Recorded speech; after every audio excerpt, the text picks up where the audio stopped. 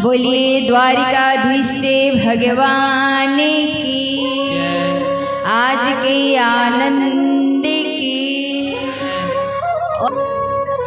और यहाँ पर तब तक भगवान की जितनी भी पत्नियां हैं सबको सूचना मिल गई कि कोई संत आए हैं जो प्रभु के मित्र हैं और प्रभु स्वागत के लिए दौड़ कर गए थे। सभी आज दर्शन करने के लिए आती हैं, दौड़ती हुई आई और सभी आकर सुदामा जी के सामने बैठी। यहाँ पर भगवान के पुत्र पौत्र आदि पत्नियां सब आते हैं, सभी बैठे हैं। और इसके बाद भगवान सुदामा जी को भोजन आदि करवाते हैं। और जब भोजन हो गया तब भगवान यहाँ पर सभी पत्नियों की इशारा कर दिए इतने में कि चलो एक एक करके प्रणाम करो। अब तो महाराज जितनी पत्नियां हैं एक एक करके प्रणाम करने आ गई।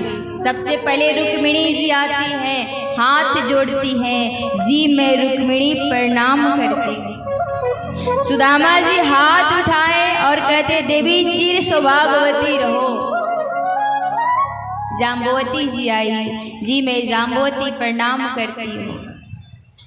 और यहाँ पर सुदामा जी फिर हाथ उठाए और कहते देवी चिर सौभाग्यवती रहो।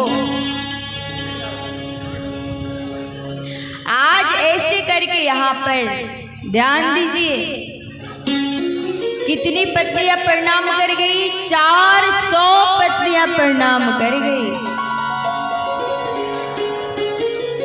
और महाराज सुदामा जी 400 बार हाथ उठाते रखते थक गए।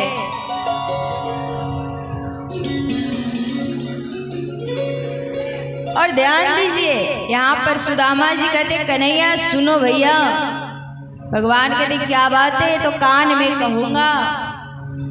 अब भगवान जो सुदामा जी के पास गए, सुदामा जी धीरे से बोलते हैं कि और कितनी है। भगवान कहते कि 16,108 है। सुदामा जी कहते सब अपनी ही है। भगवान कहते हाँ। सुदामा जी कहते हैं कन्हैया मैंने सोचा कि आज पड़ोसी आ गई होगी, पर कन्हैया मोको क्या, अब दुबला पतला ब्राह्मण हूँ, सबको आशीर्वाद ही दूंगा। पर जरा विचार करो, यदि मैं इनको एक एक करके आशीर्वाद दूंगा तो सप्ताह भर तो प्रणाम में ही लग जाएगा। एक काम कर लो, आपकी इतनी पत्नियां और सबके बदले तुम ही कर लो प्रणाम, तो को मैं आशीर्वाद दे दूं तो सबको मिल जाएगी। भगवान सबके बदले प्रणाम किए, सुदामा जी आशीर्वाद दे दिए। बोलिए द्वारिकाधीश से भगवान की। और यहाँ पर अब क्या हुआ, अब एकांत में बैठे हैं और प्रभु सुदामा जी से प्रश्न करते हैं। प्रभु कहते हैं एक बात बताइए, आपको याद है कि हम सभी बचपन में आपको क्या कहकर चिढ़ाते थे? सुदामा जी कहते कन्हैया कैसे भूल सकता हूँ। आप सभी कहते थे कि सुदामा जी विवाह करोगे कि संत बनोगे। प्रभु कहते जब आपको याद है तो ये भी बता दीजिए कि हमारी भाभी जी आई है कि नहीं, आपने विवाह किया कि नहीं। तब महाराज यहाँ पर आज सुदामा जी कहते कन्हैया विवाह की तो बिल्कुल इच्छा ना है, पर माता पिता ने आग्रह किया तो मोको विवाह करना पड़ो। और तेरी भाभी का नाम है सुशीला, जो परम सुशील है, जैसा नाम वैसा ही स्वभाव है। प्रभु कहते अच्छा जब भाभी जी घर पर हैं तो उन्होंने हमारे लिए भेजा क्या है, कुछ तो भेंट दिया होगा। अब सुदामा जी चावल की पोटली कैसे दिखाएं? सुदामा जी चावल की पोटली छिपाने लगे। अब तो महाराज यहाँ पर सुदामा जी झूठ भी नहीं बोल सकते कि आपकी भाभी ने कुछ नहीं दिया, क्योंकि सुदामा जी परम पवित्र संत हैं, कभी झूठ नहीं बोलते। कैसे बोल दे कि भाभी ने कुछ नहीं दिया, और सच भी नहीं बोल पा रहे हैं, मन में विचार कर रहे हैं, संकोच कर रहे हैं कि कन्हैया की इतनी सारी रानी पटरानियां हैं जो बड़े बड़े राजाओं की राजकुमारी हैं, बड़े बड़े राजघरानों की राजकुमारियां हैं, और सबके बीच में यदि मैंने चावल की पोटली दिखाया तो सभी क्या विचार करेंगे। कैसा मित्र है, चावल लेकर आया है।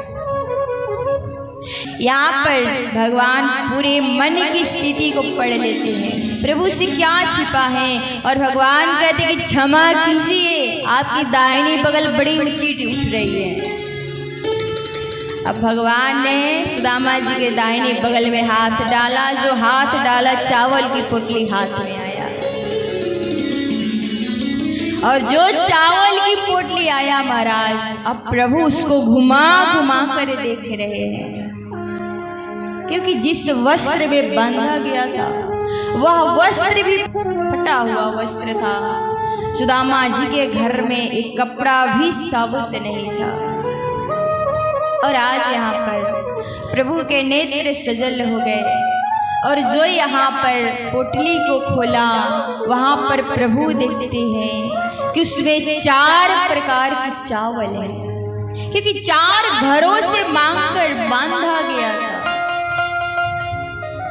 आज भगवान अपने आप को रोक नहीं पाए, नेत्रों से अश्रु गिरने लगा, और प्रभु कहते हैं इतना पवित्र ब्राह्मण और मैं इसकी गरीबी नहीं दूर कर सकता। आज भगवान एक मुट्ठी चावल उठाते हैं, मुख में डाले, मन में संकल्प लेते हैं कि स्वर्ग लोक की सुख संपत्ति हम सुदामा को प्रदान करते हैं।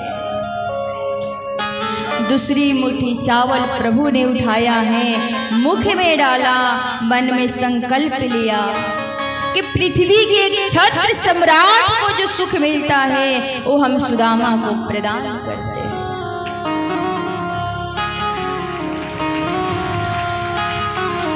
दो मुट्ठी चावल में सुदामा जी को भगवान ने पूरा ऐश्वर्य दे दिया। जो भगवान ने तीसरी मुट्ठी चावल उठाया, अपना लोक भी देने के लिए सुदामा जी को, तब मैया ने आकर हाथ पकड़ा है, और रुक्मिणी जी आज कहती हैं कि ये प्रसाद है, हमें भी मिलेगा, हम सब भी खाएंगे। पर मैया का इशारा था कि सब आप उन्हीं को दे दोगे, आपका इतना लंबा चौड़ा फैमिली है, कहाँ रहेंगे, कुछ बचा कर रखो। बोलिए भगवत्सल्य भगवान की। और महाराज